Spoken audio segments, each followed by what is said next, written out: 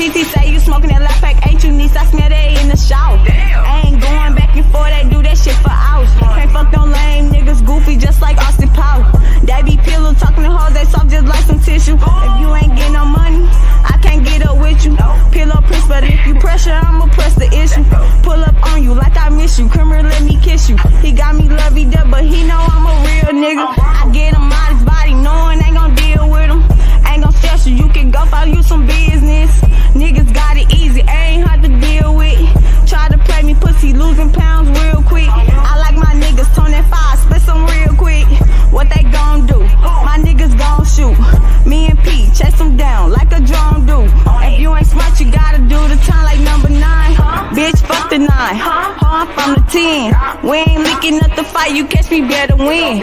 You don't know if they bout that action when it's time to spin. Better pick your battles while you know how shit gon' end. 24-year-old Alexcia Ayers wasn't just talented. She was the kind of threat the industry pretends to look for and the streets quietly resent. She could rap with a cadence sharp enough to cut glass, dance like rent was due, because it always was, and beat her own face to perfection before clocking in at one of the several jobs funding a dream bigger than her zip code. St. Louis, Missouri wasn't just her backdrop, it was her battleground. And Alexcia moved like a woman who already knew she was destined to outgrow it. She wasn't waiting on a label to discover her. She was building her own buzz brick by brick, social media posts, studio sessions, late-night rehearsals, early morning shifts.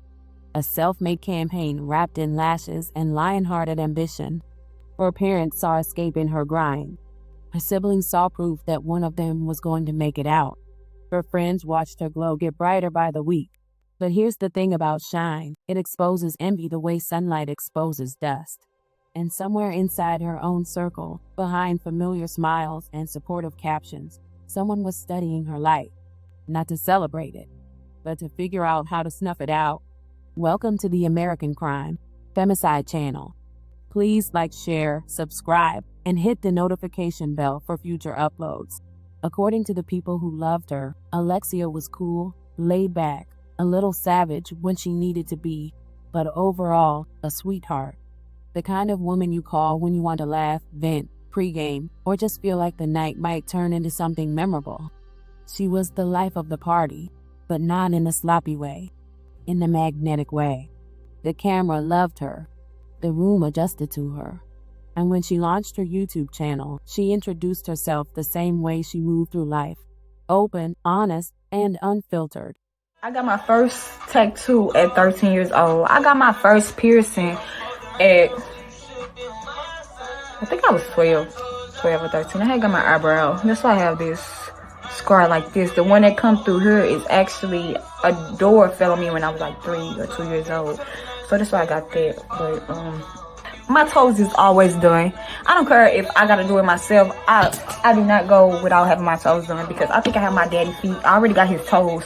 So I feel like my feet look like his. So in order to not let them look like his, I keep them polished. Yeah.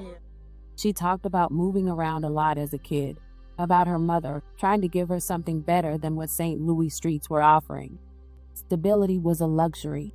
Survival was the lesson. I was born in East St. Louis. I got sent to Georgia for high school because my mama did not want me growing up in East St. Louis. If you know, you know.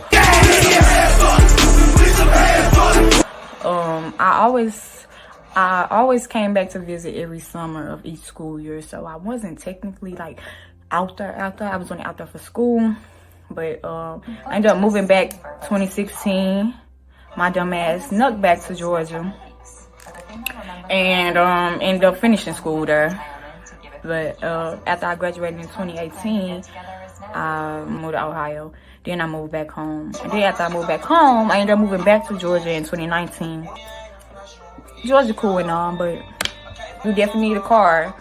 You definitely need to know where the fuck you going, because everything is literally far as fuck. You cannot, like, compared to where I'm from, 89 blocks. So compared to Georgia, that's I was a track star and a volleyball star. Like, I'm athletic. I could do anything I put my mind to, but I've lost interest in track my 8th grade year because my principal stopped me from running finals because I got suspended and I ran sectionals. when I wasn't supposed to. So I kind of like was like, fuck it. And then when I got to high school, my granny wanted me to run track more than I wanted to. And then my coach was a Jamaican a Jamaican Olympian, whatever the fuck they call. And he used to give us male grown men workouts. So it wasn't fun to me anymore. It was too serious. Like, it wasn't fun. You're supposed to enjoy what you do, and I wasn't enjoying what I was doing. So I fell in love with volleyball because my coach became my mentor and he helped me love the game. Eventually, she came back to St. Louis, back to familiarity, to family, to the friends she'd missed. But she didn't come back the same. She came back focused, grinding, reinventing. As an up-and-coming rapper who told the truth about dating, the hood, betrayal, and enemies smiling in your face. Her rap name? Booty Tang. Playful, catchy, but don't get it twisted. Her bars had bite. Her track, On Point, became her highest viewed video on YouTube. And she was exactly that, on point, on brand, on her way.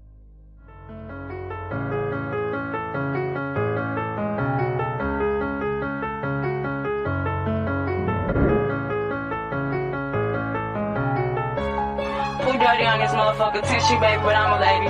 If you ain't out, get healed.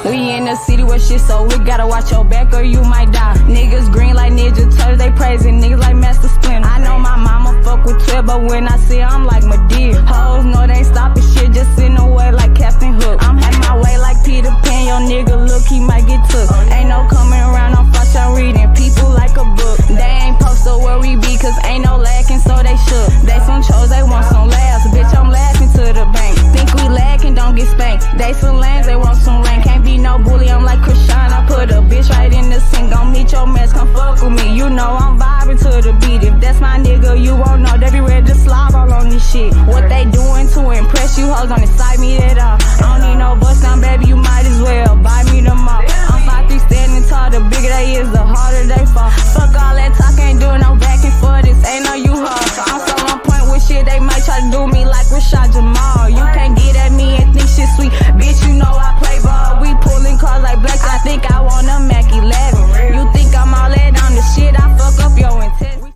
But passion doesn't pay rent. Not yet. So while she was chasing streams and studio time, she was also clocking in. According to her TikTok, she worked 2 jobs, one as a security officer at what appeared to be a hotel. That uniform, it became a backdrop in her videos, a reminder that dreams require deposits. In between shifts, she'd post about her frustrations with men. The dating market, as she saw it, was underperforming. A lot of auditioning, not a lot of leading men. And y'all can call me weird, but I'm not accepting no man with no baby. Cause why you not with that lady? It bothers my soul that when I interact with niggas, the first thing that they say on my free time basically be, let me know when you home so I can meet you there. Child, why the fuck do y'all think a bitch wants y'all to come to their house?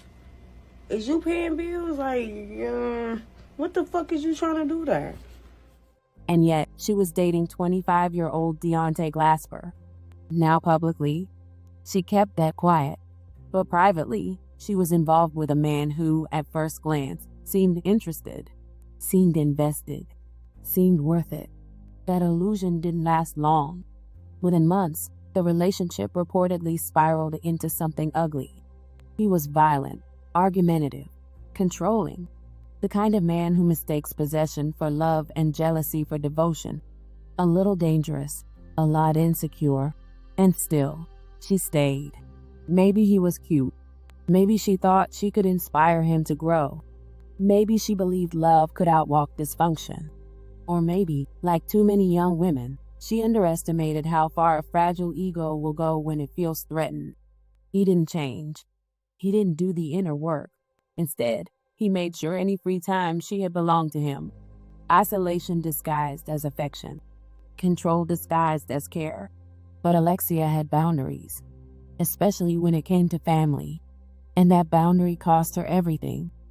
On December 29th of 2024, officers with the St. Louis Metropolitan Police Department responded to a shooting in the 700 block of Carr Street, just north of the Dome at America's Center in the Columbus Square neighborhood. They arrived to find 24-year-old Alexia lying outside her apartment, shot multiple times. She was pronounced dead at the scene. Just like that, a rising artist turned into a homicide statistic. St. Louis police identifying a woman shot to death just outside the Dome over the weekend. Police say 24-year-old Alexcia Ayers was killed in the shooting. Officers responded to this scene just before 10 o'clock on Sunday night for calls of a shooting in an apartment building. When they arrived, police found Ayers with multiple gunshot wounds. She died at the scene. At this point, we are working to learn if any arrests have been made in connection to the shooting. Homicide detectives continue their investigation. According to the probable cause statement, Alexia had been at her mother's house earlier that evening, safe, home, with family. She received a phone call from Deontai. She left her mother's home, picked him up, and drove back to her apartment. Police say that while inside the apartment, Glasper took Ayers' gun, her own gun, and shot her with it. She tried to run. She made it outside, but she collapsed just steps away from survival. Investigators allege Deontai called someone to pick him up after the shooting. He was seen leaving the scene with that person, not in a panic, not turning himself in, just leaving. And here's the part that always drips with irony. When questioned months later, in June 2025, Glasper denied being there, denied being at the scene, until detectives presented cell phone data placing him exactly where he claimed he wasn't. Technology doesn't lie as easily as people do. Confronted with that data, he allegedly admitted he was present. The St. Louis Circuit Attorney's Office charged Deontai, now 25, with first-degree murder, armed criminal action, and unlawful possession of a firearm. And this wasn't a man unfamiliar with the system. He had 4 prior convictions in Illinois, 2 armed robberies, aggravated robbery, and unlawful possession of a weapon. A resume of violence, a pattern, a warning label no one can say wasn't there. If convicted, he faces the death penalty. And here's the dark satire of it all. The system debates whether he should live or die, while Alexia doesn't get that option. She doesn't get to drop the album, doesn't get to outgrow the neighborhood, doesn't get to become a household name. Her music won't climb the charts. Her hustle won't evolve. Her body rests in the ground, dreams archived in hard drives and unfinished notes. She was supposed to be preparing for her breakthrough year. Instead, she became a headline. Ayers had everything we claim we want for our girls: intelligence, discipline, work ethic, ambition. She was grinding legally, creating art, supporting herself, staying connected to family. But one miserable, selfish, violent man with a history of crime decided that if he couldn't control her, he would erase her. And just like that, St. Louis lost a daughter, a sister, a rising voice. May Alexcia Ayers rest in peace.